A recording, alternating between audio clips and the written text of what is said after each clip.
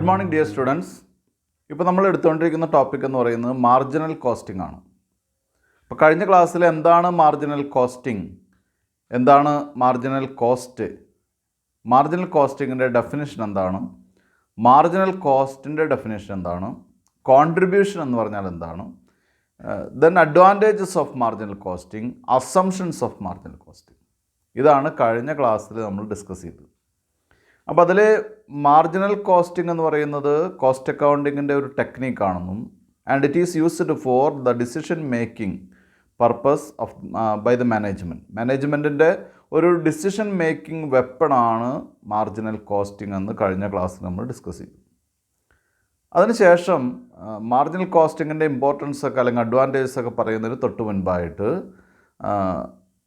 ചില assumptions share ചെയ്തിരുന്നു, അല്ലെങ്കിൽ അസംഷൻസ് അല്ലെങ്കിൽ എന്താണ് അസംഷൻസ് ഓഫ് മാർജിനൽ കോസ്റ്റിംഗ്. ഈ ചാപ്റ്റർ പഠിക്കുമ്പോൾ നമ്മുടെ മനസ്സിലുണ്ടായിരിക്കേണ്ട അല്ലെങ്കിൽ മാർജിനൽ കോസ്റ്റിംഗ് ടെക്നിക്ക് നമ്മൾ കൈകാര്യം ചെയ്യുന്ന സമയത്ത് ചില അസംഷൻസിനെ ബേസ് ചെയ്തിട്ടാണത് നമുക്ക് ചെയ്യാൻ സാധിക്കുള്ളൂ. ഒരുപാട് അസംഷൻസ് ഉണ്ട്. അതായത് എല്ലാ കോസ്റ്റിനെയും നമുക്ക് രണ്ടായിട്ട് ഡിവൈഡ് ചെയ്യാൻ സാധിക്കും. സെയിൽസ് പ്രൈസ് എപ്പോഴും കോൺസ്റ്റൻ്റ് ആയിരിക്കും. ദെൻ ഏറ്റവും വലിയ അസംഷൻ എന്ന് പറയുന്നത് fixed cost is constant at all levels of activities. Fixed cost പ്രൊഡക്ഷൻ്റെ ഏത് ലെവൽസിലും ഫിക്സഡ് ആയിരിക്കും. അതാണ് ഏറ്റവും വലിയ ഒരു അസംഷൻ എന്ന് പറയുന്നത്. ഇന്നത്തെ ദിവസം നമുക്ക് പഠിക്കാനുള്ളത്, നമ്മൾ പതുക്കെ അതിൻ്റെ ടെക്നിക്കിലേക്ക് കടക്കണം. പക്ഷേ ആദ്യപടിയായിട്ട് ഒരു ടോപ്പിക് നമുക്ക് തിയറിയിലൊരു ടോപ്പിക് കൂടി പറയാനുണ്ട്. Disadvantages of marginal costing. എന്തൊക്കെയാണ് മാർജിനൽ കോസ്റ്റിങ്ങിൻ്റെ നമുക്കറിയാലോ. അഡ്വാൻറ്റേജസ് നമ്മൾ പറഞ്ഞെന്താണ്, it is used for decision making, sales price fixation, cost control, ഇതിനെന്താണ് മാനേജീരിയൽ ഡിസിഷൻ മേക്കിംഗ്, അങ്ങനെ ഒരുപാട് അഡ്വാൻറ്റേജസ്. അതുപോലെ തന്നെ ടു കോട്ട് പർച്ചേസ് അല്ലെങ്കിൽ സെയിൽസ് പ്രൈസ് കോട്ട് ചെയ്യാൻ സാധിക്കുന്നു. അതുപോലെ തന്നെ അങ്ങനെ കുറേ അഡ്വാൻറ്റേജസ് നമ്മൾ കഴിഞ്ഞ ക്ലാസ്സിൽ ഡിസ്കസ് ചെയ്തു. ഇന്നത്തെ ദിവസം അതിന് ചില ഡിസഡ്വാൻറ്റേജസ് ഉണ്ട്. എന്തൊക്കെയാണെന്ന് നോക്കാം. നമുക്ക് എന്തൊക്കെയാണ് ഡിസഡ്വാൻറ്റേജസ് നോക്കാം. ഒന്നാമത്തെ disadvantages, marginal costing is difficult to segregate all cost into fixed cost and variable cost.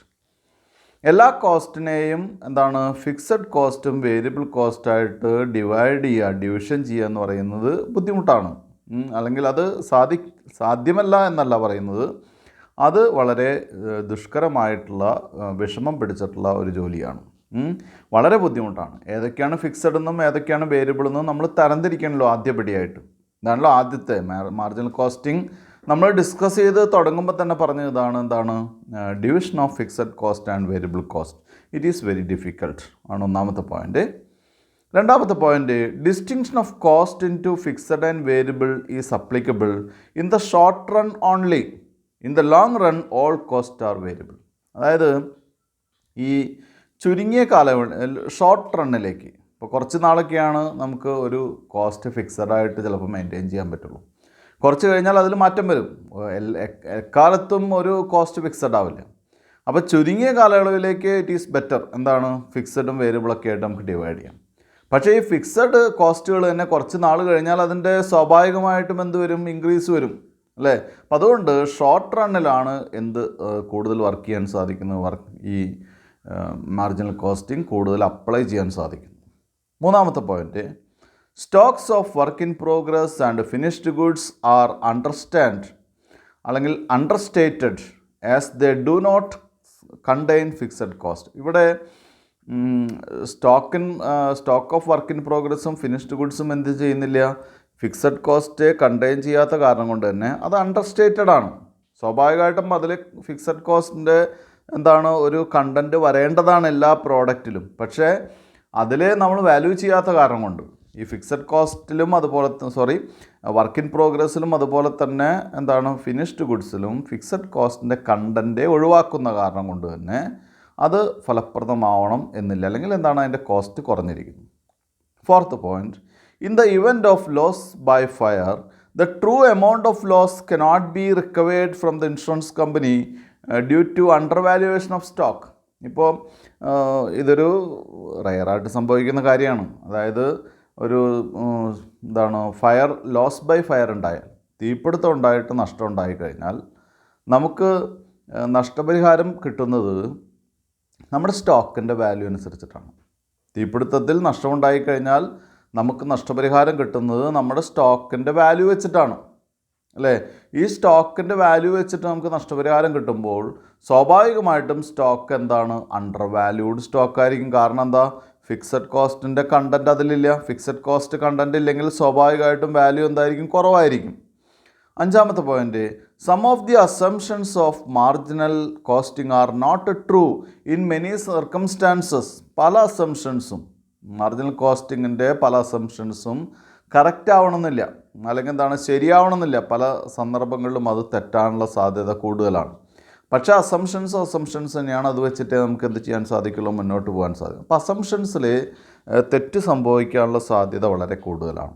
ആറാമത്തെ point, the exclusion of fixed cost makes cost comparison difficult. പല കേസുകളിലും നമ്മൾ ഫിക്സഡ് കോസ്റ്റ് അവസാനമേ അഡ്ജസ്റ്റ് ചെയ്യുന്നുള്ളൂ. അപ്പോൾ സ്വാഭാവികമായിട്ടും ഫിക്സഡ് കോസ്റ്റ് നമ്മൾ എന്ത് ചെയ്യുന്നു? എക്സ്ക്ലൂഡ് ചെയ്യുന്നു. പല സമയത്ത് എക്സ്ക്ലൂഡ് ചെയ്യുന്നു. അതുകൊണ്ട് തന്നെ എന്താണ്? കമ്പാരിസൺ ബുദ്ധിമുട്ടാണ്. നമുക്ക് ഒന്നോ രണ്ടോ കോസ്റ്റുകൾ ഒരു ഐറ്റവും മറ്റൊരു ഐറ്റത്തിൻ്റെയും കോസ്റ്റ് കമ്പയർ ചെയ്യുക എന്ന് പറയുന്നത് ബുദ്ധിമുട്ടുള്ള കാര്യമാണ്. അപ്പോൾ exclusion of fixed cost makes cost comparison difficult. ഏഴാമത്തെ point, it is not suitable to contract costing where the value of work in progress is very high. Contract കോസ്റ്റിങ്ങിൽ ഇത് ഉപയോഗിക്കാൻ സാധ്യമല്ല. കാരണം വർക്ക് ഇൻ പ്രോഗ്രസ്സിൻ്റെ വാല്യൂ വളരെ കൂടുതലാണ്. കാരണം വർക്ക് ഇൻ പ്രോഗ്രസ് കോൺട്രാക്റ്റ് കോസ്റ്റിങ്ങിൽ വർക്ക് ഇൻ പ്രോഗ്രസ് എന്ന് പറയുന്നത് ഒരു വലിയ ഭാഗമാണ്. വർക്ക് ഇൻ പ്രോഗ്രസ് ആണ് അതിൻ്റെ ഏറ്റവും വലിയ. ഇപ്പോൾ ഒരു പാലം പണി ഏറ്റെടുത്തു. പാലം പണി 5, 6, 7, 8 വർഷം എടുത്ത് കംപ്ലീറ്റ് ചെയ്യുന്നതാണ്, അല്ലേ? അപ്പോൾ വർക്ക് ഇൻ പ്രോഗ്രസ് ആണ് കൂടുതലുണ്ടാവുക. ഫിനിഷ്ഡ് വർക്ക് അവസാനത്തേ വരുള്ളൂ. അത്തരം കോൺട്രാക്റ്റ് കോസ്റ്റിംഗ് പോലെയുള്ള കോസ്റ്റ് അക്കൗണ്ടിങ് ഇംപ്ലിമെൻറ്റ് ചെയ്യുന്ന മേഖലകളിൽ ഇത് സ്യൂട്ടബിൾ അല്ല എന്ന് പറയുന്നു.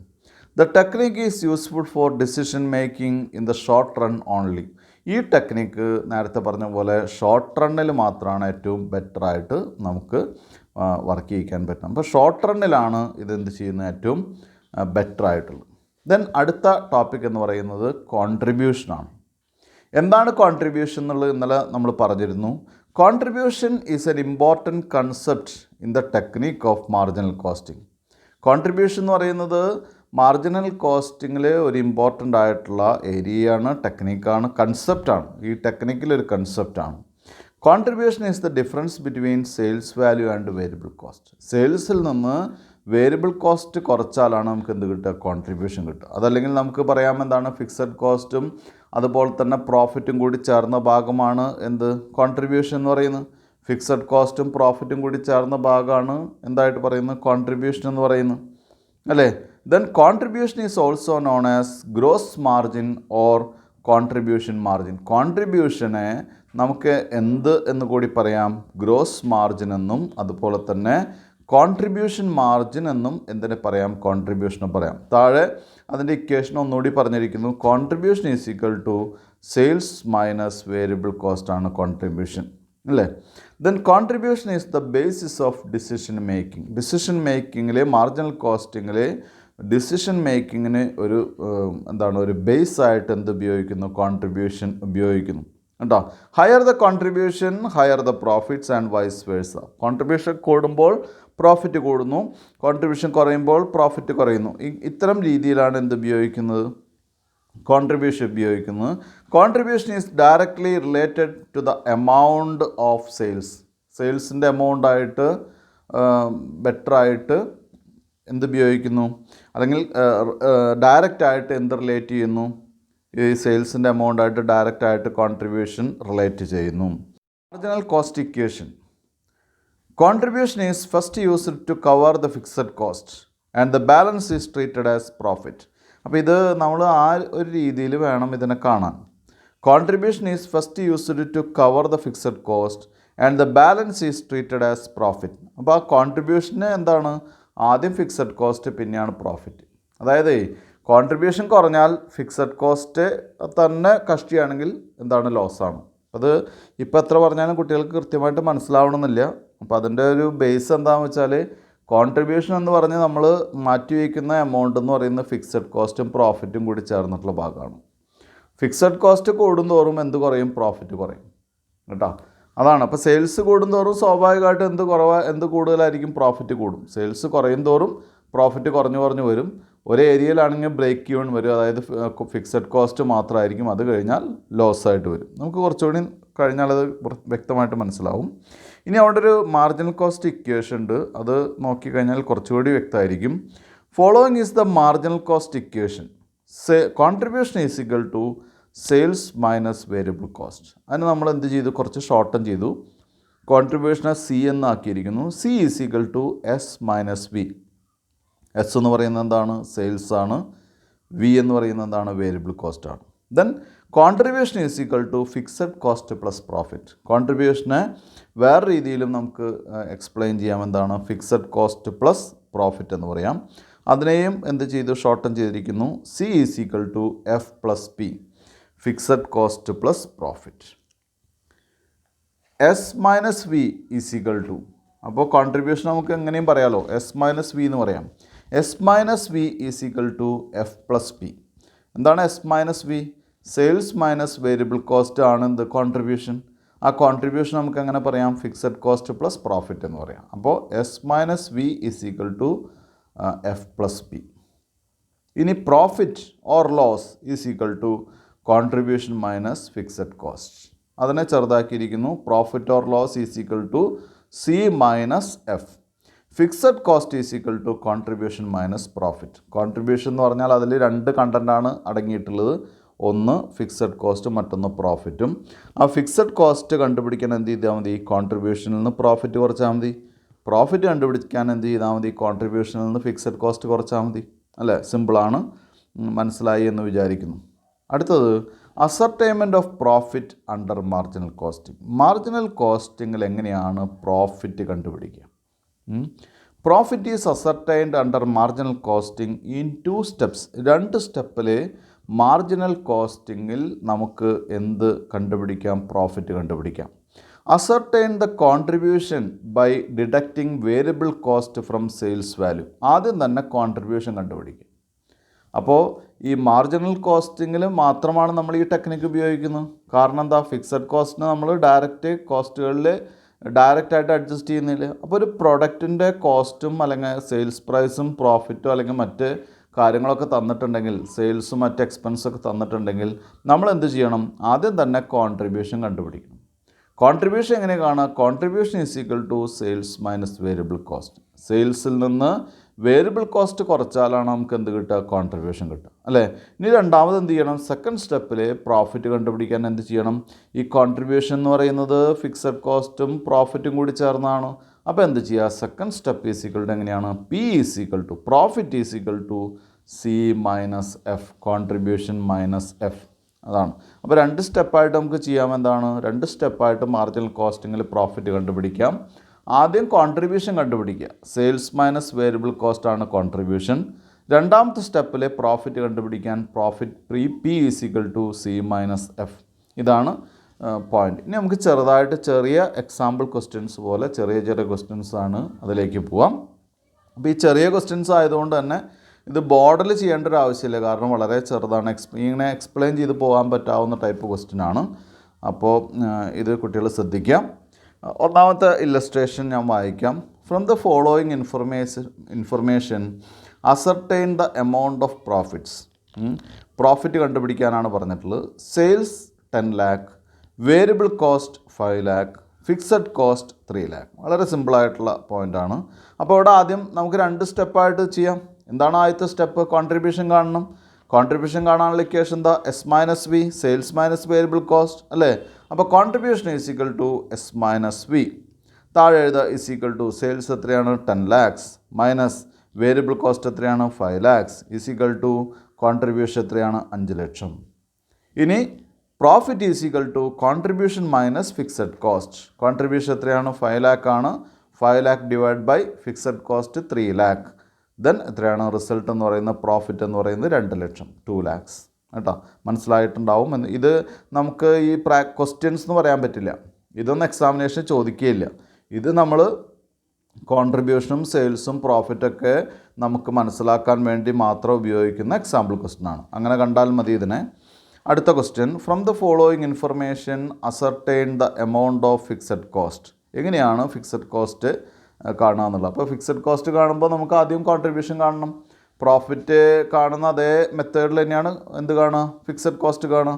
ഒന്നിൽ പ്രോഫിറ്റ് കുറച്ചാൽ ഫിക്സഡ് കോസ്റ്റ് കിട്ടും അല്ലേ. നേരത്തെ പ്രോഫിറ്റ് കാണാൻ ഫിക്സഡ് കോസ്റ്റ് നമുക്ക് തന്നു, ഇപ്പോൾ പ്രോഫിറ്റ് തന്നു, ആ പ്രോഫിറ്റ് വെച്ച് എന്ത് കാണാം, ഫിക്സഡ് കോസ്റ്റ് കാണും. അപ്പോൾ സെയിൽസ് തന്നിട്ടുണ്ട്, ആദ്യം നമ്മൾ കോൺട്രിബ്യൂഷൻ കാണാം, അതിൽ മാറ്റില്ല. കോൺട്രിബ്യൂഷൻ എങ്ങനെയാണ്, സെയിൽസ് മൈനസ് വേരിയബിൾ കോസ്റ്റ്.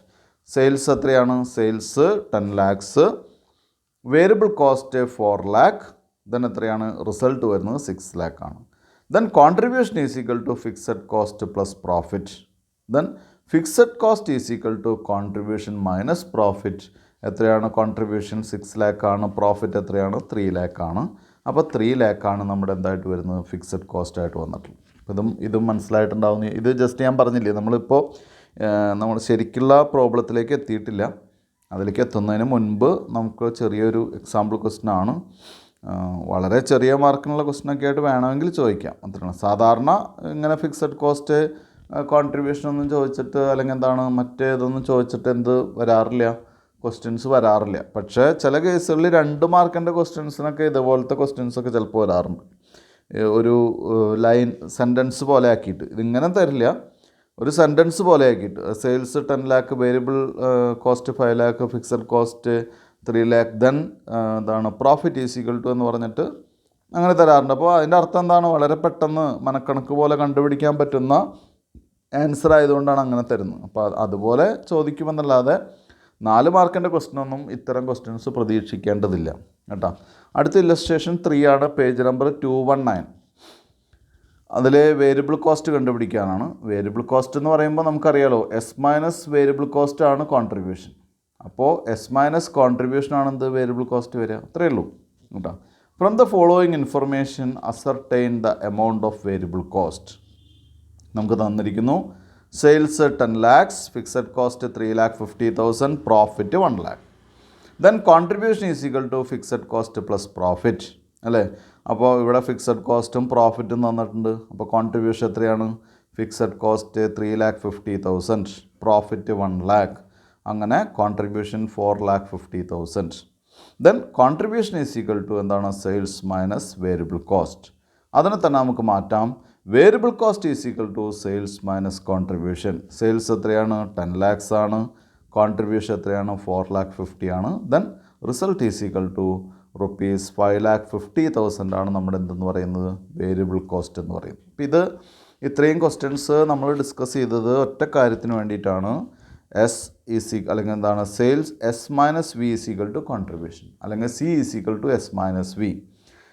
അത് നമുക്ക് തിരിച്ചു മറിച്ചൊക്കെ എന്ത് ചെയ്യാം, ക്വസ്റ്റ്യൻസ് ചെയ്യാം അല്ലേ. ആ ഇക്വേഷൻ മനസ്സിലാക്കി തരാൻ വേണ്ടി മാത്രമാണ് നമുക്ക് ഇത്രയും ഒരു പ്രാക്ടിക്കൽ ക്വസ്റ്റ്യൻസ് വായിച്ചത്.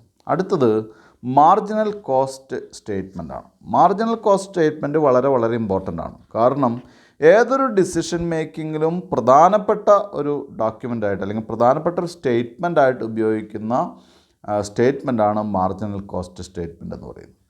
Marginal cost statement is a statement prepared to ascertain profits under marginal costing. Marginal കോസ്റ്റിങ്ങിൽ നേരത്തെ ഇപ്പം നമ്മൾ കണ്ടില്ലേ, ആ മെത്തേഡൊക്കെ ഉപയോഗിച്ച് മാർജിനൽ കോസ്റ്റിങ്ങിൽ പ്രോഫിറ്റ് ഐഡൻറ്റിഫൈ ചെയ്യാൻ ഉപയോഗിക്കുന്ന സ്റ്റേറ്റ്മെൻറ്റിനെയാണ് മാർജിനൽ കോസ്റ്റിംഗ് എന്ന് പറയുന്നത്. The statement starts from sales from which variable cost are deducted. ആദ്യം എന്ത് തുടങ്ങുക, സെയിൽസ് വെച്ചിട്ട് തുടങ്ങുക. അവിടെ നിന്നാണ് ആദ്യം നമ്മൾ എന്ത് ചെയ്യേണ്ടത്, വേരിയബിൾ കോസ്റ്റ് ഡിഡക്റ്റ് ചെയ്യേണ്ടത്. The resulting figure is contribution. S minus V എന്താണ്, കോൺട്രിബ്യൂഷനാണ്. കോൺട്രിബ്യൂഷനിൽ നിന്ന് എന്ത് ചെയ്യുക, then fixed cost is deducted from contribution to get the profit. അവിടെ നിന്ന് എന്ത് ചെയ്യുക, ഫിക്സഡ് കോസ്റ്റ്, കോൺട്രിബ്യൂഷനിൽ നിന്ന് ഫിക്സഡ് കോസ്റ്റ് കുറച്ചാൽ സ്വാഭാവികമായിട്ട് നമുക്ക് എന്ത് കിട്ടും, പ്രോഫിറ്റ് കിട്ടും. ഇതാണ് ക്വസ്റ്റ്യൻ. അപ്പോൾ എന്താണ് മാർജിനൽ കോസ്റ്റ് സ്റ്റേറ്റ്മെൻറ്റ് എന്ന് പറഞ്ഞാൽ, നേരത്തെ നമ്മൾ പഠിച്ച ഇക്വേഷൻ ഒരു സ്റ്റേറ്റ്മെൻറ്റ് രൂപത്തിലേക്ക് കൺവേർട്ട് ചെയ്യാം.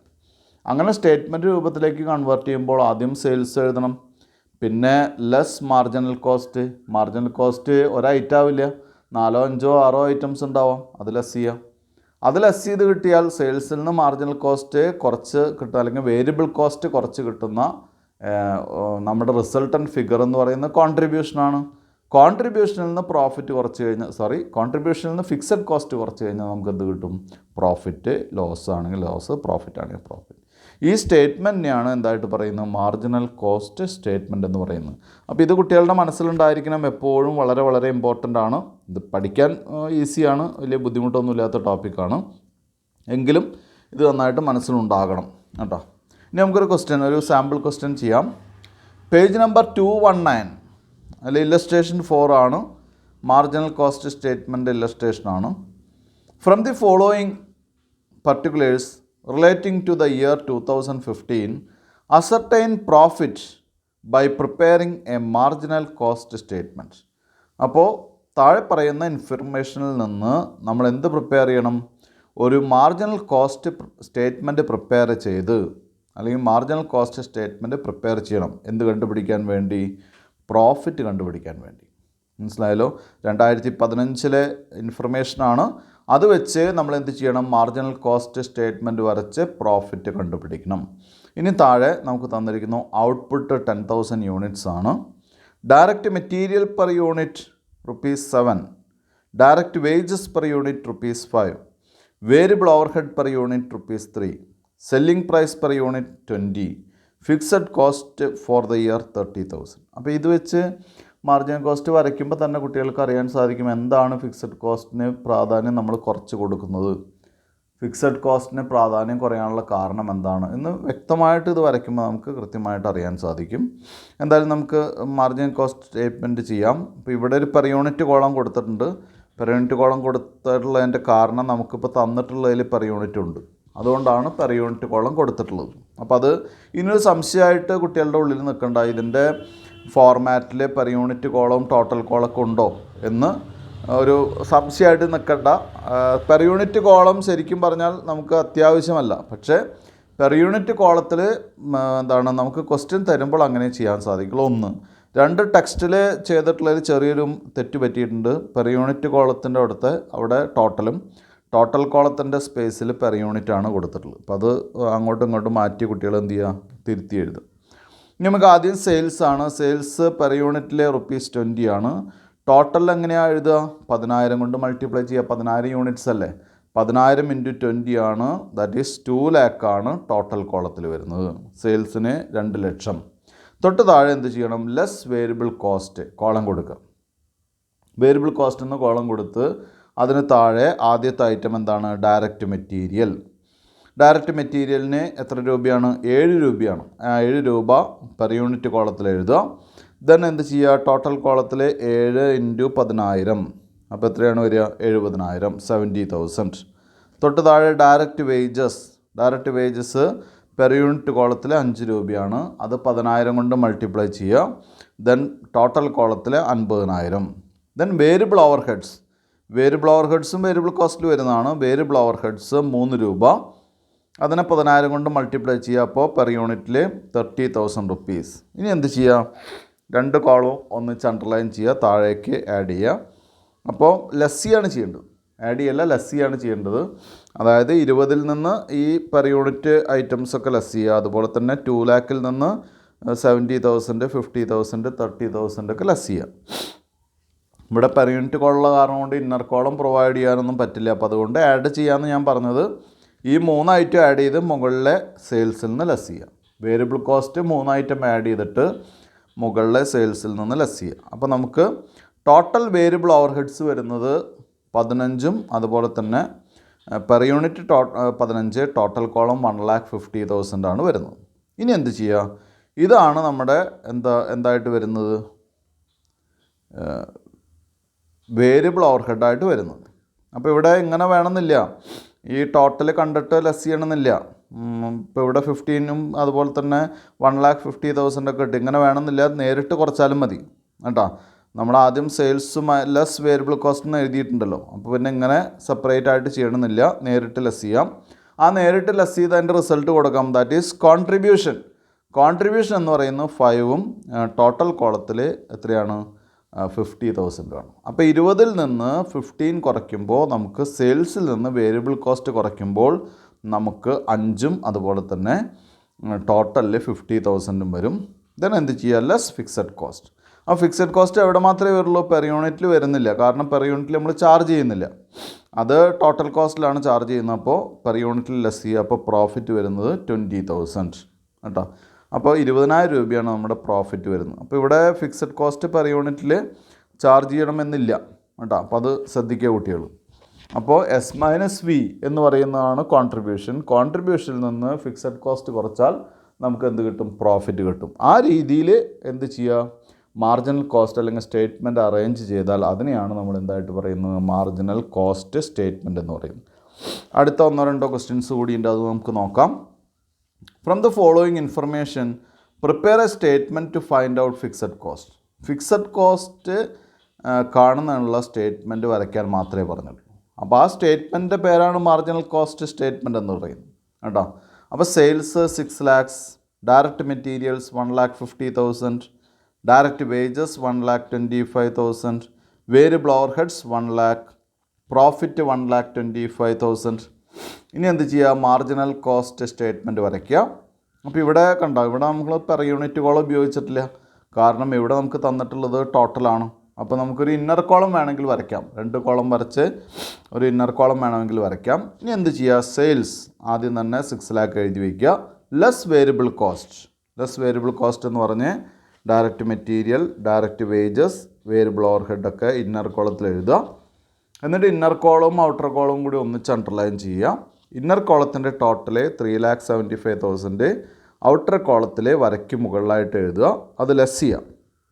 അപ്പോൾ സെയിൽസിൽ നിന്ന് വേരിയബിൾ കോസ്റ്റ് കുറയ്ക്കുമ്പോൾ നമുക്ക് റിസൾട്ട് കിട്ടും 2,25,000. അതാണ് കോൺട്രിബ്യൂഷൻ. കോൺട്രിബ്യൂഷൻ കിട്ടിക്കഴിഞ്ഞാൽ എന്ത് ചെയ്യുക? നമ്മളോട് ചോദിച്ചിട്ടുള്ളത് എന്താണ്? ഫിക്സഡ് കോസ്റ്റ് ആണ്. ഫിക്സഡ് കോസ്റ്റ് കണ്ടുപിടിക്കണമെങ്കിൽ നമുക്ക് എന്തറിയണം? പ്രോഫിറ്റ് അറിയണം. പ്രോഫിറ്റ് ഇവിടെ തന്നിട്ടുണ്ട്. അപ്പോൾ എന്ത് ചെയ്യുക? Less profit. പ്രോഫിറ്റ് എത്രയാണ്? പ്രോഫിറ്റ് 1,25,000, 1,25,000 കുറയ്ക്കുക. അപ്പോൾ ഫിക്സഡ് കോസ്റ്റ് എത്ര കിട്ടും? 1 lakh ആണ് ഫിക്സഡ് കോസ്റ്റ്. അപ്പോൾ ഇവിടെ ഫിക്സഡ് കോസ്റ്റ് കാണാൻ പറഞ്ഞിട്ടുള്ള കാരണം കൊണ്ട് നമ്മൾ എന്ത് ചെയ്തു? കോൺട്രിബ്യൂഷനിൽ നിന്ന് പ്രോഫിറ്റ് കുറച്ചു, അല്ലേ? പ്രോഫിറ്റ് നമുക്ക് തന്നിട്ടുണ്ട്. ഇനി സാധാരണ സ്റ്റേറ്റ്മെൻറ്റിൽ പ്രോഫിറ്റാണ് കാണാൻ പറയുക നേരത്തെ പോലെ. അപ്പോൾ എങ്ങനെയാണെങ്കിൽ കോൺട്രിബ്യൂഷനിൽ നമ്മൾ എന്ത് കുറയ്ക്കണം? ഫിക്സഡ് കോസ്റ്റ് കുറയ്ക്കണം. അപ്പോൾ നമുക്ക് പ്രോഫിറ്റ് കണ്ടുപിടിക്കാൻ സാധിക്കും. ഇതാണ്, ഇങ്ങനെയാണ് ചെയ്യേണ്ടത്. അപ്പോൾ എന്തായാലും ഇതിൽ മാറ്റില്ല, ഈ സ്റ്റേറ്റ്മെൻറ്റിൻ്റെ ഫോർമാറ്റിലൊരു മാറ്റം വരില്ല. ഇനി നമുക്ക് ഇല്ലസ്ട്രേഷൻ 6 ആണ്, പേജ് നമ്പർ 220 തന്നെ. You are given the following information relating to a company for the year 2019. 2019 informations ആണ് തന്നിട്ടുള്ളത്. അതിൽ ഔട്ട്പുട്ട് 20,000 യൂണിറ്റ്സ് തന്നിട്ടുണ്ട്. നമുക്ക് നമ്മുടെ ടോട്ടൽ ഔട്ട്പുട്ട് 20,000 യൂണിറ്റാണ് നമ്മൾ പ്രൊഡ്യൂസ് ചെയ്യുന്നത്. അത്രേ അടുത്തുള്ളൂ. Selling price per unit ₹12. Direct materials per unit ₹5. Direct labour per unit ₹2. Variable overheads per unit ₹1. അപ്പോൾ ഇവിടെ മെറ്റീരിയൽ, ലേബർ, വേരിയബിൾ ഓവർഹെഡ്, ഇത് മൂന്നും വേരിയബിളാണ്. മെറ്റീരിയൽ, ലേബർ ഓൾറെഡി വേരിയബിൾ ആണെന്ന് എല്ലാവർക്കും അറിയാം. വേരിയബിൾ ഓവർഹെഡ് എന്ന് പറഞ്ഞാൽ പിന്നെ സ്വാഭാവികമായിട്ടും വേരിയബിളാണ്. Fixed cost for the year 60,000. ഇനി നമ്മളോട് കാൽക്കുലേറ്റ് ചെയ്യാൻ പറഞ്ഞിട്ടുള്ളത് total marginal cost, contribution, profit. അപ്പോൾ സാധാരണ പോലെ ഒരു മാർജിനൽ കോസ്റ്റ് സ്റ്റേറ്റ്മെൻറ്റ് വരച്ചാൽ നമുക്കിതൊക്കെ കിട്ടും കേട്ടോ. സിമ്പിളായിട്ട് കണ്ടുപിടിക്കാം. അപ്പോൾ അടുത്ത ഹെഡിങ് കൊടുക്കുക, മാർജിനൽ കോസ്റ്റ് സ്റ്റേറ്റ്മെൻറ്റ് എന്നുള്ള ഹെഡിങ് കൊടുക്കുക. റൈറ്റ് ഹാൻഡ് സൈഡിൽ 2 കോളംസ് പ്രിപ്പയർ ചെയ്യുക. ഒരു കോളം, ആദ്യത്തെ കോളം ഇവിടെ നമുക്ക് ക്വസ്റ്റ്യൻ തന്നിട്ടുള്ളത് പെർ യൂണിറ്റിലാണ്. അപ്പോൾ പെർ യൂണിറ്റ് കോളം മസ്റ്റാണ്. അപ്പോൾ ഒരു പെർ യൂണിറ്റ് കോളം, ഒരു ടോട്ടൽ കോളം വരയ്ക്കുക. ആദ്യം എന്ത് ചെയ്യാം? സെയിൽസ് എന്ന് കൊടുക്കുക. സെയിൽസ് സെല്ലിംഗ് പ്രൈസ് 12 rupees ആണ്. പെർ യൂണിറ്റിൽ ₹12 എഴുതുക. ദെൻ എന്ത് ചെയ്യുക? ടോട്ടൽ കോളത്തിൽ എന്ത് ചെയ്യണം? 20,000 യൂണിറ്റ്സ് ആണ് നമ്മുടെ ഔട്ട്പുട്ട്. അപ്പോൾ 12 × 20,000, 12 × 20,000, ദാറ്റ് ഈസ് 2,40,000 ആണ് ടോട്ടൽ കോളത്തിൽ കൊടുക്കേണ്ടത്. അപ്പോൾ സെയിൽസ് 12 രൂപയാണ് ഒരു യൂണിറ്റിന്. ടോട്ടൽ കോളത്തിൽ 2,40,000. Less marginal cost. അപ്പോൾ മാർജിനൽ കോസ്റ്റ് നമുക്ക് കണ്ടുപിടിക്കാൻ പറഞ്ഞിട്ടുണ്ട്, ടോട്ടൽ മാർജിനൽ കോസ്റ്റ് അല്ലേ? അപ്പോൾ അത് സെപ്പറേറ്റ് തന്നെ കാണണം. ലെസ് മാർജിനൽ കോസ്റ്റ് എന്ന് പറഞ്ഞ് എന്ത് ചെയ്യുക? Direct material. ഡയറക്റ്റ് മെറ്റീരിയലിൻ്റെ എമൗണ്ട് എത്രയാണ്? 5 രൂപയാണ് ഡയറക്റ്റ് മെറ്റീരിയൽ. അത് പെർ യൂണിറ്റ് കോളത്തിൽ എഴുതുക. ദെൻ 5 × 20,000, 1 lakh ടോട്ടൽ കോളത്തിൽ എഴുതുക. ഡയറക്റ്റ് ലേബർ 2 രൂപയാണ് ഡയറക്റ്റ് ലേബർ, 2 രൂപ എഴുതുക. 20,000 കൊണ്ട് മൾട്ടിപ്ലൈ ചെയ്യുക, അപ്പോൾ 40,000 ടോട്ടൽ കോളത്തിലേക്ക് വരും. ഡയറക്റ്റ് എക്സ്പെൻസസ് ₹1 ആണ് ഇൻറ്റു 20,000 യൂണിറ്റ്സ്, ദാറ്റ് ഈസ് 20,000 ആണ് ഔട്ടർ കോളത്തിൽ വരിക. ഇനി എന്ത് ചെയ്യുക, അവിടെ അണ്ടർലൈൻ ചെയ്ത് ടോട്ടൽ ചെയ്യുക. കാരണം നമ്മളോടൊക്കെ സെപ്പറേറ്റ് ചോദിച്ചിട്ടുണ്ട് അല്ലേ, അവിടെ അണ്ടർലൈൻ ചെയ്ത് ടോട്ടൽ ചെയ്യുക. അപ്പോൾ എന്ത് കിട്ടും, 5, 2, 7, 1, 8 രൂപയാണ് പെർ യൂണിറ്റിൽ കിട്ടുക. ടോട്ടൽ കോളത്തിൽ 1,60,000 ആണ് കിട്ടുക. ഇതാണ് നമ്മുടെ ടോട്ടൽ മാർജിനൽ കോസ്റ്റ്. അപ്പോൾ അവിടെ വേണമെങ്കിൽ എഴുതാം, ടെക്സ്റ്റിൽ താഴെയാണ് ആൻസർ എഴുതിയിട്ടുള്ളത്, അത് വേണമെന്നില്ല, അവിടെ തന്നെ എഴുതാം ടോട്ടൽ മാർജിനൽ കോസ്റ്റ് എത്രയാണ്, ₹8 ആണ് പെർ യൂണിറ്റ്. ടോട്ടൽ 1,60,000 ആണ്. തൊട്ട് താഴെ കോൺട്രിബ്യൂഷൻ എന്ന് പറഞ്ഞിട്ട് ബ്രാക്കറ്റിൽ എന്ത് ചെയ്യുക, S-V. കാരണം നമ്മൾ സെയിൽസ് അവിടെ ക്ലോസ് ചെയ്ത് വെച്ചിരിക്കുകയാണ്, കോൺട്രിബ്യൂഷൻ അവിടെ ക്ലോസ് ചെയ്ത് അല്ലെങ്കിൽ മാർജിനൽ കോസ്റ്റ് അവിടെ ക്ലോസ് ചെയ്ത് വെച്ചിരിക്കുകയാണ്, വേരിയബിൾ കോസ്റ്റ് അവിടെ മാർജിനൽ കോസ്റ്റ് അല്ലെങ്കിൽ വേരിയബിൾ കോസ്റ്റ് അല്ലേ, രണ്ടുപേരും പറയാലോ, അതവിടെ ക്ലോസ് ചെയ്ത് വെച്ചിരിക്കുകയാണ്. അപ്പോൾ എന്ത് ചെയ്യുക, S-V ബ്രാക്കറ്റിൽ എഴുതുക. അപ്പോൾ 12-ൽ നിന്ന് 8 കുറയ്ക്കുക. അപ്പോൾ ₹4 പെർ യൂണിറ്റിലും ടോട്ടലിൽ 80,000 ആണ് വരിക. ദെൻ എന്ത് ചെയ്യുക, ലെസ് ഫിക്സഡ് കോസ്റ്റ് എവിടെ മാത്രമേ വരാൻ പാടുള്ളൂ, ടോട്ടൽ കോളത്തിൽ മാത്രമേ വരാൻ പാടുള്ളൂ. Contribution 80,000, fixed cost 60,000. അത് കുറയ്ക്കുമ്പോൾ 80,000-ൽ നിന്ന് 60,000 കുറയ്ക്കുമ്പോൾ പ്രോഫിറ്റ് എത്ര വരും, 20,000 ആണ് പ്രോഫിറ്റ്. അപ്പോൾ കോൺട്രിബ്യൂഷൻ നമുക്ക് സെപ്പറേറ്റ് നമ്മൾ എഴുതിയിട്ടുണ്ട്, ₹4, 80,000 ആണ് ടോട്ടല്. ഫിക്സഡ് കോസ്റ്റ് നമുക്ക് തന്നിട്ടുണ്ട് 60,000 ആണ്, അത് കുറയ്ക്കുക, പ്രോഫിറ്റ് കിട്ടുന്നത് 20,000. അപ്പോൾ ഇവിടെയൊക്കെ നമ്മൾ ഫിക്സഡ് കോസ്റ്റ് കുറയ്ക്കുമ്പോൾ ടോട്ടലിൽ മാത്രമാണ് ചാർജ് ചെയ്യുന്നുള്ളൂ, പെർ യൂണിറ്റിൽ ചാർജ് ചെയ്യുന്നില്ല. അതിൻ്റെ കാരണം മാർജിനൽ കോസ്റ്റിങ്ങിൽ നമ്മൾ പ്രോഫിറ്റിലാണ് എന്ത് ചാർജ് ചെയ്യുന്നത്, ഫിക്സഡ് കോസ്റ്റ് ചാർജ് ചെയ്യുന്നു, കോൺട്രിബ്യൂഷനിലാണ് ചാർജ് ചെയ്യുന്നത്. അതുകൊണ്ടാണ് പെർ യൂണിറ്റിൽ വരാത്തത് കേട്ടോ. അപ്പോൾ ഇത്രയാണ് നമുക്ക് ഈ ഒരു ടോപ്പിക്കിൽ ചെറിയ ക്വസ്റ്റ്യൻസ് ആയിട്ട് എക്സ്പ്ലെയിൻ ചെയ്യാനുള്ളത്. അടുത്ത ടോപ്പിക് എന്ന് പറയുന്നത് പ്രോഫിറ്റ് വോളിയം റേഷ്യോ ആണ്. വളരെ ഇമ്പോർട്ടൻ്റ് ആയിട്ടുള്ള റേഷ്യോ ആണ്. അത് നമുക്ക് PV റേഷ്യോ എന്ന് പറയാം. അതിൽ P പ്രോഫിറ്റും V വോളിയമാണ്. അപ്പോൾ പ്രോഫിറ്റ് വോളിയം റേഷ്യോ എന്ന് പറയുമ്പോൾ അതിൽ തന്നെ അതിൻ്റെ ആൻസർ ഉണ്ട്. പ്രോഫിറ്റും വോളിയം എന്ന് പറഞ്ഞാൽ നമുക്ക് സെയിൽസ് ആയിട്ട് എടുക്കാം. PV റേഷ്യോ എന്ന് പറഞ്ഞാൽ profit volume ratio or profit sales ratio. മനസ്സിലായോ? അപ്പോൾ ഇവിടെ the relationship between contribution and sales is expressed as a percentage in the form of PV ratio. The relationship between contribution and sales is expressed as a percentage in the form of PV ratio. It is also called contribution sales ratio. അപ്പോൾ PV ratio എന്ന് പറയുമ്പോൾ പ്രോഫിറ്റും സെയിൽസും തമ്മിലുള്ള ratio ആണെന്ന് ഞാൻ ആദ്യം പറഞ്ഞു അല്ലേ. ഇവിടെ പ്രോഫിറ്റ് എന്ന് പറഞ്ഞാൽ നമ്മൾ എന്തായിട്ടാണ് കണക്കാക്കുക, മാർജിനൽ കോസ്റ്റിങ്ങിൽ കോൺട്രിബ്യൂഷനാണ്. അപ്പോൾ it is the ratio of contribution to sales. കോൺട്രിബ്യൂഷനും സെയിൽസും തമ്മിലുള്ള റേഷ്യോനെയാണ് നമ്മൾ എന്തായിട്ട് പറയുന്നത്, PV റേഷ്യോ എന്ന് പറയുന്നത്. വളരെ ഇമ്പോർട്ടൻ്റ് ആണ്. PV ratio is the ratio of contribution to sales. It is expressed as a percentage. സാധാരണ ഇത് പെർസെൻറ്റേജിലാണ് എന്ത് ചെയ്യുന്നത്, എക്സ്പ്രസ് ചെയ്യുന്നത്. PV റേഷ്യോ എപ്പോഴും പെർസെൻറ്റേജിലാണ്. അപ്പോൾ 100 കൊണ്ട് മൾട്ടിപ്ലൈ ചെയ്യണം നമ്മൾ. PV ratio indicates the relative profitability of different products. പല പ്രോഡക്റ്റുകളുടെയും പ്രോഫിറ്റബിലിറ്റി കൃത്യമായിട്ട് നമുക്ക് എങ്ങനെ അറിയാൻ സാധിക്കും, PV റേഷ്യോയിൽ അറിയാൻ സാധിക്കും. Higher the PV ratio higher the contribution and thereby higher the profits. Higher the PV ratio വന്നു കഴിഞ്ഞാൽ അല്ലെങ്കിൽ PV റേഷ്യോ കൂടുതലായി കഴിഞ്ഞാൽ കോൺട്രിബ്യൂഷൻ കൂടും, സ്വാഭാവികമായിട്ടും എന്ത് ഇൻക്രീസ് വരും, പ്രോഫിറ്റ് ഇൻക്രീസ് വരും. Then calculation of PV ratio. എങ്ങനെയാണ് PV റേഷ്യോ കാൽക്കുലേറ്റ് ചെയ്യുക? അതിൽ 2-3 മെത്തേഡിലൊക്കെ കാണാം. ഒക്കെ അങ്ങോട്ടും ഇങ്ങോട്ടും ചേഞ്ച് ചെയ്തിട്ട് ബേസിക് ആയിട്ടുള്ള റേഷ്യോ ഒന്ന് തന്നെയാണ്. PV ratio is equal to contribution divided by sales into 100.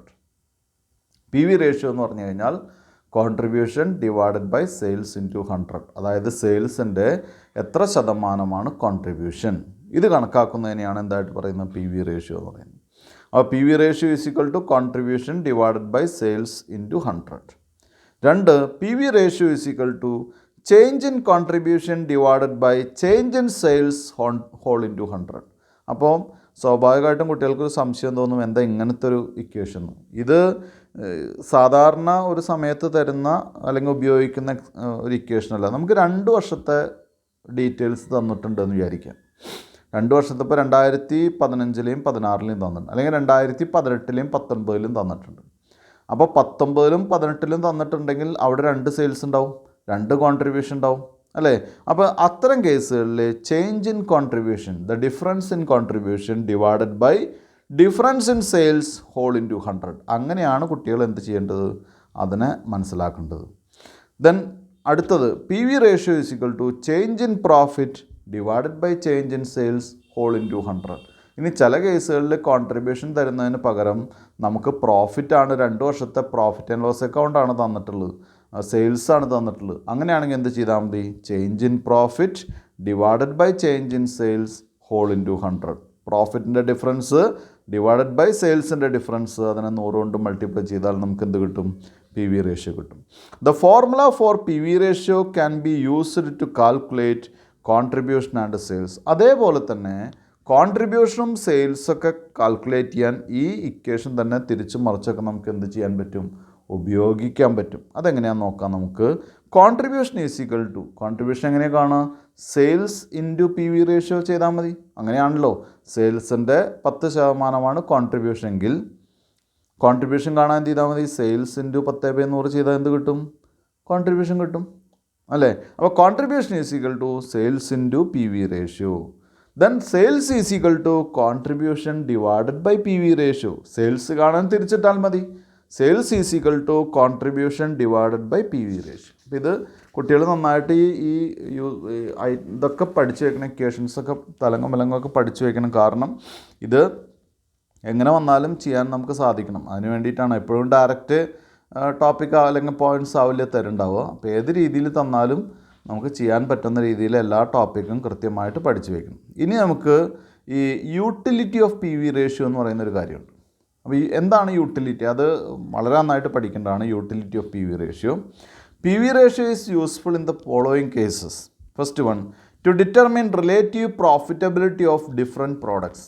പല പ്രോഡക്റ്റുകളുടെയും റിലേറ്റീവ് പ്രോഫിറ്റബിലിറ്റി, ഇപ്പോൾ നമുക്ക് ABCD 4 പ്രോഡക്ട്സ് ഉണ്ടെങ്കിൽ അതിൻ്റെ പ്രോഫിറ്റബിലിറ്റി നമുക്ക് കമ്പയർ ചെയ്യാൻ പി വി റേഷ്യോ ഉപയോഗിക്കാം.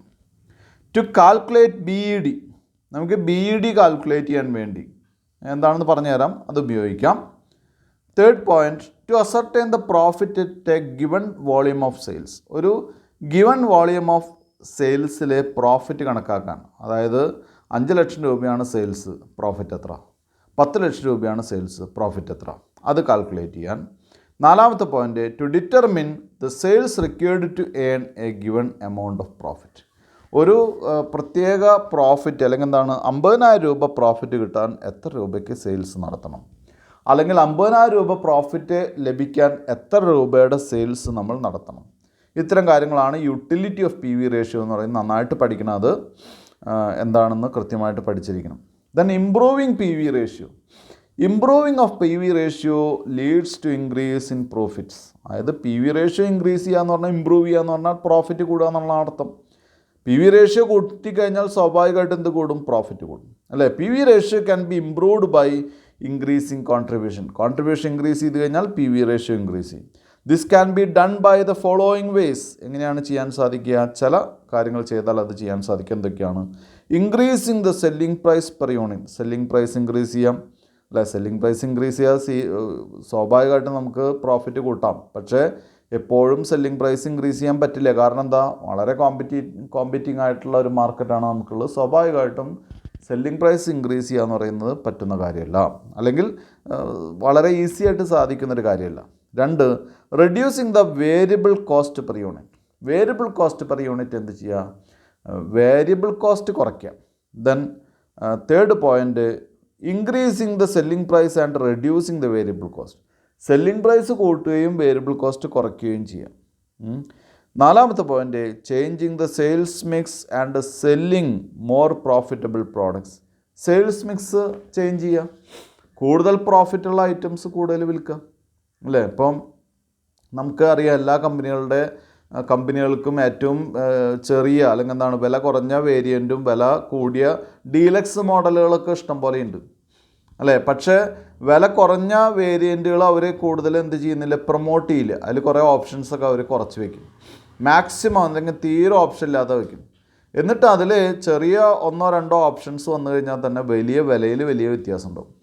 അപ്പോൾ അതുകൊണ്ട് ഇവിടെ എന്ത് ചെയ്യാൻ സാധിക്കും? നമ്മുടെ സെയിൽസ് മിക്സ് നമ്മൾ ഓൾട്ടർ ചെയ്തിട്ട് കൂടുതൽ പ്രോഫിറ്റ് കിട്ടുന്ന പ്രോഡക്റ്റ് എന്ത് ചെയ്യുക? കൂടുതൽ സെയിൽസ് നടത്തുക എന്നുള്ള ഒരു ഓപ്ഷനിലേക്ക് വരിക എന്നുള്ളതാണ് ലാസ്റ്റ് പോയിന്റ് പറഞ്ഞത്. അപ്പോൾ ഇതൊക്കെയാണ് പി വി റേഷ്യോ ഇമ്പ്രൂവ് ചെയ്യാനുള്ള സജഷൻസ് എന്ന് പറയുന്നത്. പി വി റേഷ്യോ ഇമ്പ്രൂവ് ചെയ്യുക എന്ന് പറഞ്ഞാൽ പ്രോഫിറ്റ് ഇമ്പ്രൂവ് ചെയ്യുന്നതാണ്, അല്ലെങ്കിൽ എന്താണ് കോൺട്രിബ്യൂഷൻ ഇമ്പ്രൂവ് ചെയ്യുക എന്നുള്ളതാണ് അതിൻ്റെ അർത്ഥം. ഇനി നമുക്ക് പി വി റേഷ്യോൻ്റെ ചില ക്വസ്റ്റ്യൻസ് നോക്കാം.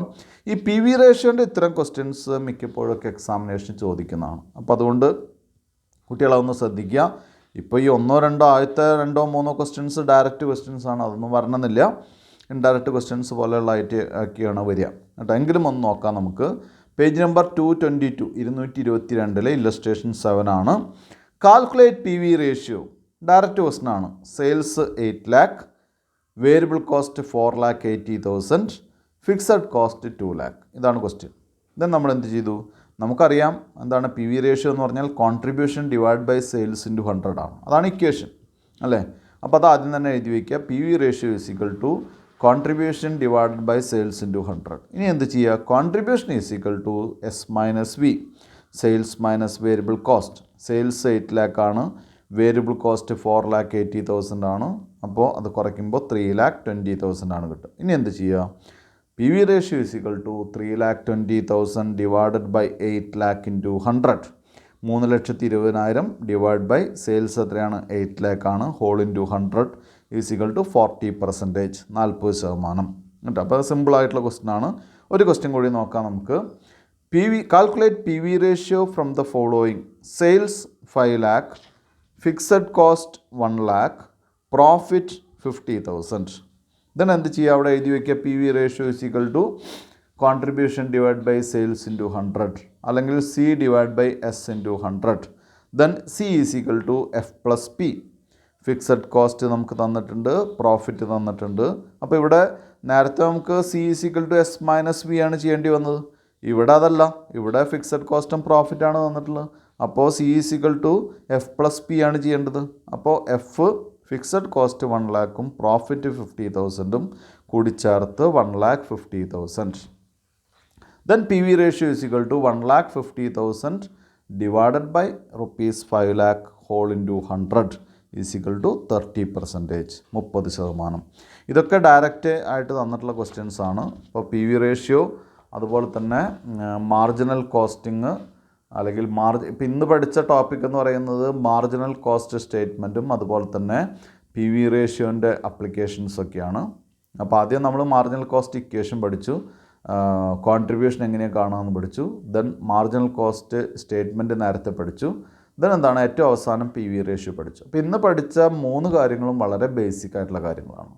മാർജിനൽ കോസ്റ്റിങ്ങിൻ്റെ അപ്ലിക്കേഷനിൽ ഏറ്റവും കൂടുതൽ ഉപയോഗിക്കുന്ന 3 കാര്യങ്ങളാണ് ഇപ്പം നമ്മൾ വളരെ ബേസിക് ആയിട്ടുള്ള കാര്യങ്ങൾ പഠിച്ചത്. അതിൻ്റെ അഡ്വാൻസ്ഡ് റേഞ്ചിലേക്ക് നമ്മൾ പോയിട്ടില്ല, ഇമ്പ്രൂവ്മെൻറ്റിലേക്ക് പോയിട്ടില്ല. അത് അടുത്ത ക്ലാസ്സുകളിലാണ് വരിക. സ്വാഭാവികമായിട്ടും ക്വസ്റ്റ്യൻ ചെയ്ത് കൂടുതൽ അതിൻ്റെ ഡിസിഷൻ മേക്കിങ്ങിലേക്കൊക്കെ പോകേണ്ടതുണ്ട്. എന്തായാലും ഇന്നത്തെ ക്ലാസ് ഞാൻ അവിടെ നിർത്തുകയാണ്. Thank you.